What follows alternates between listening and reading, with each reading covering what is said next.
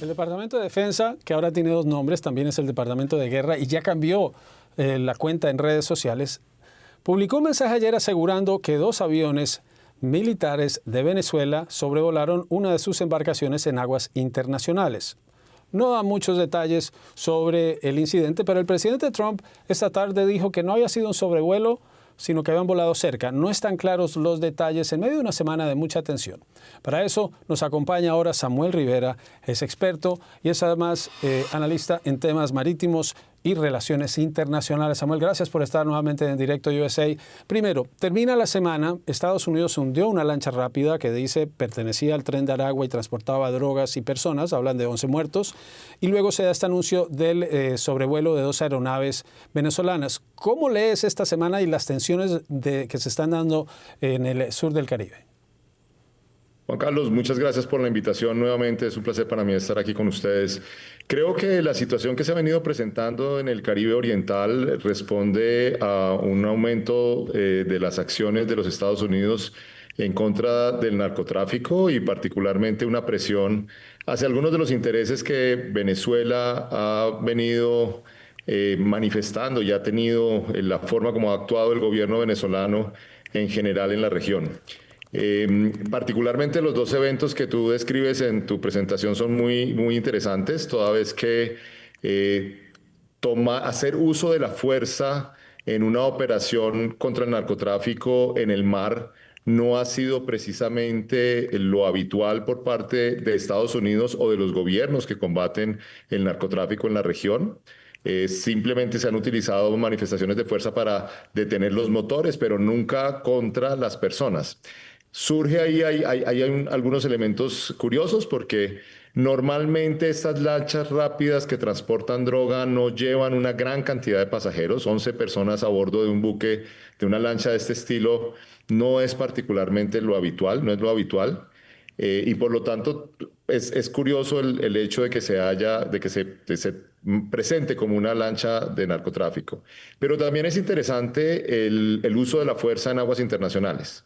Esto, digamos que podría uno, haciendo una alegoría muy amplia sobre la teoría de la guerra justa, plantear y pensar que los Estados Unidos le declararon la guerra a las drogas desde hace mucho tiempo, declararon la guerra al terror, unieron todos estos elementos como si fuera una teoría de la guerra justa y a partir de ahí se pueden emplear medios letales contra ese tipo de amenazas, unas amenazas que son híbridas, que no son precisamente militares. Y de alguna manera el secretario Hegseth ha manifestado que cualquier lancha se va a entender como una amenaza inminente a los Estados Unidos. El tema es que una lancha en la mitad del mar, sin una cercanía a las costas de los Estados Unidos, sin una dirección explícita hacia los Estados Unidos, es difícilmente interpretable como una amenaza inminente. Y por el otro lado, digamos, el otro hecho que manifiestas es también bien curioso.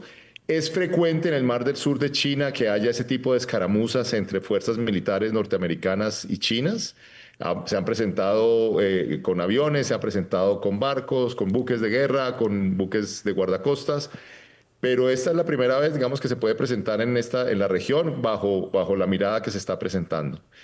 También es algo usual dentro de este tipo de manifestaciones de fuerza, de muestra de fuerza, un poco que se haya presentado por parte y parte. Y así como lo hace Estados Unidos, pues también Venezuela creo que lo hace de alguna manera.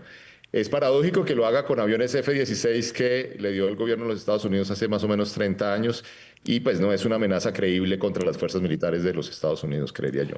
A ese punto iba. Si son aviones F-16, la flota venezolana de F-16 tiene 40 años por lo menos y no tiene mantenimiento directo del fabricante desde hace mucho tiempo y se estimaba, la cifra más reciente decía que había 4 aviones que aún podían ser utilizados. Los otros aviones de combate que tiene, que son los Sukhoi de fabricación rusa, también tendrían problemas de mantenimiento. Entonces la pregunta es, ¿con qué haría Venezuela este sobrevuelo? Y se habla de aviones armados, que sería una instancia diferente, pero la pregunta es si Venezuela sí tiene esa capacidad y en realidad ¿qué fue lo que ocurrió? Porque Trump ya advirtió que si los sobrevuelan los van a derribar, pero dijo que no fue un sobrevuelo directo. Tal como lo mencionas, digamos, la capacidad aérea venezolana o la credibilidad de las capacidades militares venezolanas en este momento es bastante discutible en la medida en que, por un lado, su mantenimiento y la capacidad de mantener la posibilidad de mantener la capacidad ha sido reducida, es bastante reducida. Y por el otro, pues digamos, como te lo manifestaba anteriormente, creo que ese ejercicio de disuasión es poco creíble y es insignificante frente al despliegue que ha hecho los Estados Unidos con la capacidad de los buques que tiene.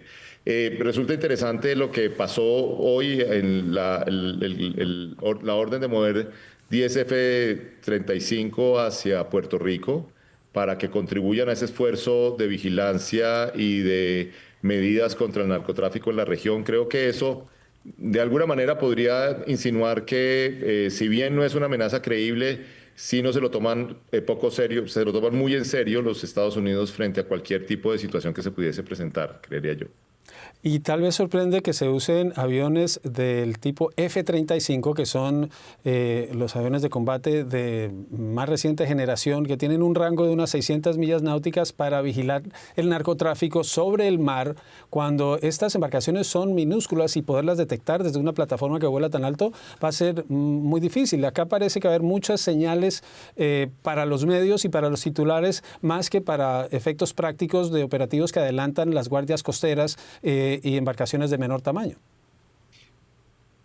Si se entendiera como un ejercicio ejercicio de la autoridad en el mar, con la Guardia Costera de los Estados Unidos, con el guardacostas de los Estados Unidos ejerciendo como primera fuerza de reacción, uno diría que sí, pero ya teniendo enlaces militares con buques militares en la región, creería yo que sí es posible que haya un enlace entre las capacidades de los buques y las capacidades de los aviones para poder actuar de manera conectada. Entonces, ahí creo que en ese sentido no es tan despreciable la posibilidad de que se utilicen ese tipo de capacidades en un ejercicio o en un escenario un poco más avanzados.